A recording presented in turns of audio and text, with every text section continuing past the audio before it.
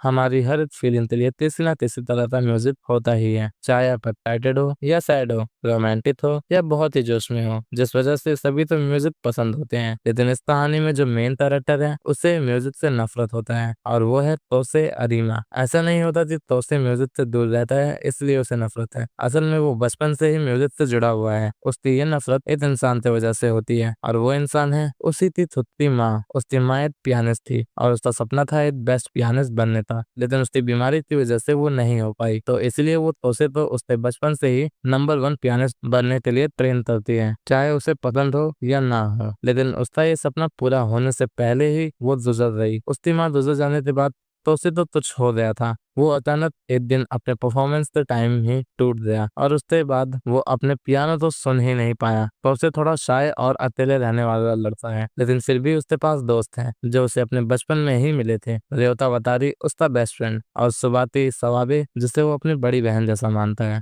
माँ से रुजू जाने के बाद से तो उसे अपने घर में अकेले ही रहता है, क्योंकि उसके डैड काम से ज्यादातर बाहर ही रहते हैं। स्कूल में भी वो ज्यादातर अकेले ही रहता है, लेकिन सुबाती और रेवता उसे ज्यादा टाइम अकेले रहने नहीं देते। दोनों दोस्त तौसे तो नॉर्मल लाइफ में रहने में मदद करते हैं, लेकिन वो दोनों उसके अंदर छिपी हुई नफरत तो नहीं निकाल पाते। तो उसके लिए उसके लाइफ में और एक लड़की आती है जो उसकी पूरी दुनिया ही बदल देती है। वो है ताओरी मियाज़ोनो। सुबाती एक दिन तौसे तो बाहर जाने बुलाती है, जहाँ वो एक लड़की को रियोता से मिलाने वाली है, और क्योंकि वो नहीं चाहती थी वो दोनों के बीच में अकेली रह जाए, इसीलिए वो तौसे तो अपने साथ जाने बुलाती है। नेक्स्ट डे तौसे अकेले टाइम पे आता है और तभी वो सुनता है कि तो ये मेलोडिता बजा रही है। वो देखने जाता है कि वो कौन है, और तभी वो पहली बार पाओली तो देखता है जो बच्चों के साथ अपनी मेलोडिता बजा रही थी, जहाँ वो बहुत ही खूबसूरत दिखती है। उन्हें देखते तो उसे एक फोटो लेने के बारे में सोचता है, तो वो अपने आईफोन से भी अच्छे कैमरे वाले मोबाइल तो निकालता है, और जैसे ही वो फोटो लेता है तभी जोर से हवा का एक झोंका आता है, तो वो फोटो गलत टाइम पे खिंच जाती है और तभी तावरी उसे देख लेती है। तो वो उसे देखते ही बहुत ही मारने लगती है और फिर वहाँ रेवता और सुबाती आ जाते हैं। रेवता से मिलते तावरी बहुत ही अच्छी बन जाती है और इंट्रोडक्शन होने के बाद वो लोग थोड़ी देर बात करते हैं, लेकिन फिर तावरी कहती है कि उसे अभी कहीं जाना है। जब वो लोग पूछते हैं कि वो कहाँ जाने वाली है, तब सुबाती दिखाती है कि वो उनके पीछे टोवा हॉल में जाने वाली है, जहाँ म्यूजिक की कंपटीशन होता है। और तब उन्हें पता चलता है कि तावरी असल में म्यूजिशियन है जो वायलिन बजाती है और वो कम्पीट करने वाली है। तो वो सभी तो अंदर जाने बुलाती है, बट तो से मना कर देता है क्योंकि उसका वहां से बुरा पास जुड़ा हुआ है। लेकिन तावरी नहीं मानती और उसके हाथ को पकड़ते उसे अंदर खींचते ले जाती है। बिल्डिंग के अंदर आते ही वो लोग कंपटीशन के माहौल को महसूस कर पाते हैं। फिर तावरी रेडी होने निकल जाती है, तो वो तीनों कंसर्ट हॉल में बैठने चले जाते हैं। लेकिन तौसे तो अचानक अपना पास्ट याद आ जाता है, तो वो थोड़ी देर ऐसे ही खड़ा रहता है। फिर वो दोनों उसे बुला लेते हैं, तो फिर वो लोग हॉल में चले जाते हैं। वहाँ तौसे तो लोग देखते ही पहचान जाते हैं, क्योंकि बंदा पहले बहुत फेमस था, और तभी उसे पता चल जाता है कि उन दोनों ने असल में ये प्लान किया था ताकि वो लोग उसे यहाँ ला पाए। फिर कंपटीशन शुरू होता है, जहाँ स्टेज में एक वायलिनिस्ट और एक पियानिस्ट एक साथ परफॉर्म करते हैं। दोनों परफॉर्मर्स तो एक सेम पेस में जाना पड़ता है। कंपटीशन देखते देखते तौसे सीरियस हो जाता है, और कुछ लोगों के बाद बारी आती है तावरी की। वो बहुत ही कॉन्फिडेंट होती है, और जब वो बजाना शुरू करती है तब ऑडियंस उसके वायलिन की मधुर आवाज सुनते हैरान हो जाते हैं। पियानिस्ट भी उसके साथ बजाता रहता है, लेकिन कुछ देर बाद तावरी आगे निकल जाती है। तो उसे ये देख पाता है कि तावरी का म्यूजिक उसके हाथों से नहीं बल्कि उसके दिल से आ रही है। वो समझ नहीं पाता कि वो ये कैसे कर रही है। फिर उनका परफॉर्मेंस खत्म हो जाता है, और खत्म होते ही तावरी के लिए लोग बहुत ही चीयर करने लगते हैं। सुबाती तो कॉन्फिडेंस होता है कि वही जीतेगी, लेकिन तौसे उसे समझाता है कि ये होना मुश्किल है, क्योंकि जैसे उन्होंने लिखा है वैसा नहीं बजाने की वजह से उसका नंबर कट हो जाएगा, तो शायद यह उसका लास्ट परफॉर्मेंस होगा। लेकिन तावरी तो देखते ऐसा नहीं लगता कि वो इसके बारे में फिक्र भी करती है, क्योंकि जब वो अपनी वायलिन बजा रही थी तब वो ऐसी लग रही थी कि वो खुले आसमान में एक पंछी हो जो फ्री हो सभी चीजों से। वो समझ नहीं पाता थी कोई पैसे इतना फ्री और खुल से परफॉर्म कर सकता है। जब वो सभी बाहर आते हैं तब बाहर आते ही तावरी तो कुछ